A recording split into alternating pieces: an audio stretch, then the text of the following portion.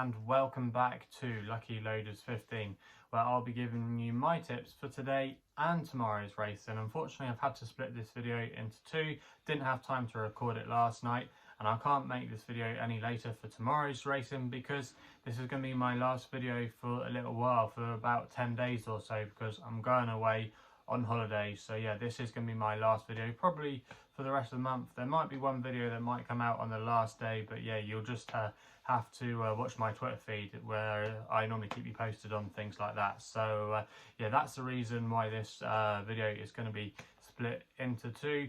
Also as well, I quickly just want to reflect on how our tips performed yesterday. In the end, it was a frustrating day here on my YouTube channel. We got off to a fair start as we had a bit of each way profit from Iconic Night at Chepstow, but then after that it was a little bit frustrating. Portfolio, my next best, I think she just set it up for the rest of them really. She was up there making the run-in for most of it, and I don't think that's the way she likes to race. I think she would have ideally liked to lead, so that was frustrating there.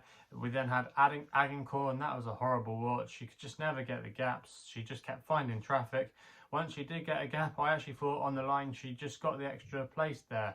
But yeah, she was one place away. She finished in 6th. We needed her to finish in 5th. In real time, I thought she got it, but then watching the race replay back, you can just see she was just denied it. So that was frustrating there. And then my nap at Windsor for the Racing League, Lord Needham, could just never get into it. So yeah, it was a frustrating day yesterday, but fingers crossed we can have some winners today and tomorrow. And yeah, let's hope we can end the month on a high, as it were. So yeah, let's get into it then. Like I say, 5 tips across today and tomorrow. And we're going to be going to York for the first one of them, where we're going for my long shot here of the next couple of days. And it's going to be running in the Nunthorpe Stakes, the feature race for today. And it runs in the 3:35. And I'm going to go with a horse here called Moss Gill for PJ McDonald and Ed Bethel. At the current time recording, was available to collect at 22 to 1 with SkyBet, who are offering 5 places on this race. I think this is a good each way bet, so I'm going to recommend a 0.5 each way selection here. But the reason I'm picking Moss Gill is because I think he could have the race run to suit today, and this race could be very similar to the King's Stands that we got at Royal Ascot this year, where there was just such a burn up front. It really did suit the horses that were held up. Now there's going to be a lot of pace on in here. You're going to have Golden Pow, you're going to have Winter Power, you're going to have Kuamoro, Dakota Gold likes to go forward, a couple of others as well that will likely be ridden forward.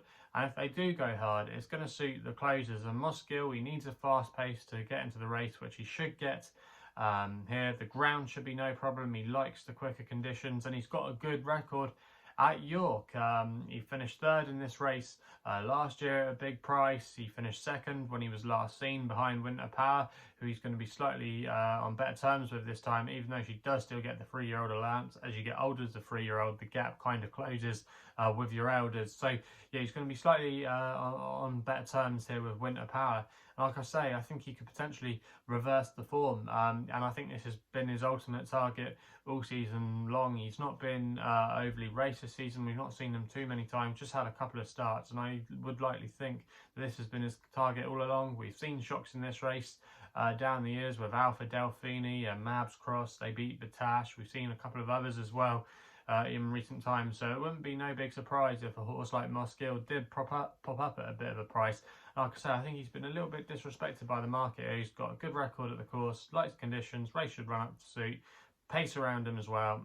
Just a lot to like about his chances today to make those 5 places. So that's why he's going to be my long shot of the day, which is Friday in the 3:35 at York in the Nunthorpe Stakes. We then go with my nap, which is going to be running tonight in the 6:23 at Salisbury. And we go here with Tartan Chief, which is currently available at 7 to 2. That price was available with Bet365 and BetVictor. Going to recommend a 1-point win bet here for Luke Morris, Anne Paul and Oliver Cole. Now this horse, I think, has got a good chance in this race off a mark of 75. It's making his nursery debut tonight. And I think the key for him today is going up in trip to a mile. He's been tackling 7 furlongs. He posted a good 2nd place there on his penultimate start. You can forgive him his run last time out at Goodwood when he met soft ground. I just don't think he liked the conditions that day, because he's actually from a family that handled better ground. He's actually from the family of Highland Chief, who was a Royal Ascot winner last year. A lot of that family like the quick conditions, and also as well, a lot of them are middle distance horses. So stepping up in trip for Tartan Chief, I think, is a really good move. I think he'll get the race run to suit as well. I could see Mark Johnson's horse going forward. One or two others would like to go handy as well. Could just set up really nicely for Tartan Chief. I know Paul and Ollie Cole's team haven't been in necessarily the best form, but that doesn't worry me too much. I just think off a mark of 75, this horse is bred to be better than that. With Luke Morris back on board, we finished second on him at Salisbury. I think there's a lot of ticks in the boxes for Tartan Chief, and that's why he is going to be my nap of the next couple of days. We then go to Chester for an extra tip, which is for tomorrow's racing in the 2:10 there. It's a listed race, and I thought the Dancing King here should take all the beating for Franny Norton and Mark Johnston. Currently available at the time of recording at 2-1 with William Hill. I'm going to recommend a 1-point win bet here. Now, this horse is going to be well treated in this race tomorrow. He's officially rated 100 on ratings, and with the 3-year-old allowance, he's getting plenty of weight from his elders, who actually rated lower than him. So he's been found a good opportunity to get some black type. But obviously, Franny Norton does very well round Chester. But last time we saw this horse, he finished in a Group 3 at Newmarket, where he finished behind Ebor. That form's been boosted this week as Ebor won the Great Vulture Stakes at York, so that's a good form line there. But yeah, I do think he's got a good chance in this race. The ground shouldn't be a problem as well. He likes good, quicker surface, not going to be too much rain around up there, so plenty of things in his favour. Small field as well. He's got some good form in small fields, particularly when he won a handicap at Doncaster back in June, which is actually a race that's really worked out quite well. So a lot to like about the chances of Dancing King tomorrow. Yes, he's drawn in stall 6, which isn't always the ideal, but when you're running over this far, I don't think it actually matters, and we know he's going to be ridden forward. So yeah, the Dancing King, I think he's got a lot in his favour tomorrow, and yeah, I think he'll take all the beating in the 2:10 at Chester. We then go to my next best, which runs in the 3:15 at Sandown. It's a competitive handicap here, but I thought Poet of Life was the one for Frankie Dettori and John and Thady Gosden. Currently at the time of recording was available at 15-8 with William Hill, and I'm recommending a 1-point win bet with this one. Now, this horse, Poet of Life, has been really impressive so far on his last couple of starts after winning at Newbury, and then he had to give away the penalty at Doncaster last time out, but he did it with any amount in hand. He makes his handicap debut here off a mark of 96, and he just looks like he's been a group horse in the making, and I wonder if the Cambridgeshire could be his potential handicap target, which is next month at Newmarket, a race that John Gosden's got a good record in, won it a couple of times in recent years with the likes of Wissahickon and Lord North. So this could be his Cambridgeshire horse for this year. 3-year-olds often do quite well in that race as well, and off a mark of 96, I do think he's potentially quite well treated. The race should be run to suit as well. You've got Victory Time, Sky Defender, likely to go forward, set a strong pace for him, and I think that'll suit him as well, because he's been a bit keen in some of his races. He does wear a hood, but he, like I say, he has looked a group horse in the making, and I think 15-8 there, I think that he could be a bit of a smash-up job in this handicap tomorrow. If I did have to have a fear, it could be King of Clubs, who I still do think has a race in him, but I think he just might bump into one here, and I'm hoping that will be Poet of Life. And yeah, I'm really excited about his chances. If you actually wanted to back him for the Cambridgeshire, I got on him yesterday. He's 20-1 I've seen in places. So yeah, if you want to back him for the Cambridgeshire as well, yeah, I wouldn't put you off there. So yeah, in the 3:15 at Sandown tomorrow, Poet of Life is going to be my next best for the next couple of days. We then end this video with my selection for the Ebor, which is in the 3:35 tomorrow at York.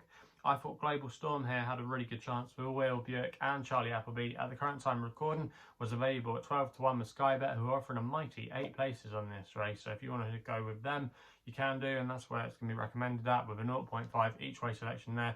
But you can get slightly bigger prices with other bookmakers. I've seen up to 18-1 out there, but you're only getting 5 places. But so yeah, Global Storm, I do think he's got a good chance in this race, and I think this has probably been his target since he finished second at Newmarket, the July Festival, behind Live Your Dream, who's the current favourite but is still a reserve, I believe, on the list. But if they do clash tomorrow, Global Storm is going to be £3 better off, so that's another thing in his favour. But he's just been a really progressive horse this season without winning on his last couple of starts at some of the big festivals. He finished second, like I say, at Newmarket last time out. He was an eye catcher when he ran at Royal Ascot, finishing third. He won the time before that at Newmarket. He's very versatile on ground, handles quick, he can handle soft, you know, he's very versatile, but I imagine it would just be on the quick side of good tomorrow still.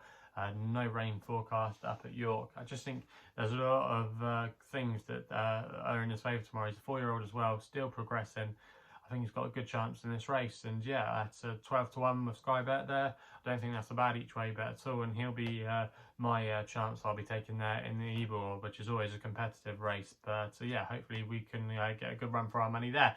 So they're the 5 tips for today's and tomorrow's racing. If you're still enjoying these videos, remember to hit that thumbs up button and subscribe here to my YouTube channel at LuckyLoaders15.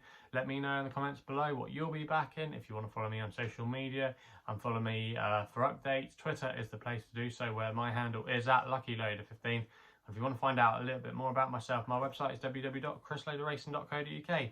So please gamble responsibly. Hopefully we can have some winners for you. And yeah, we'll see you in a week or so time. So yeah, hope you have a good rest of the month.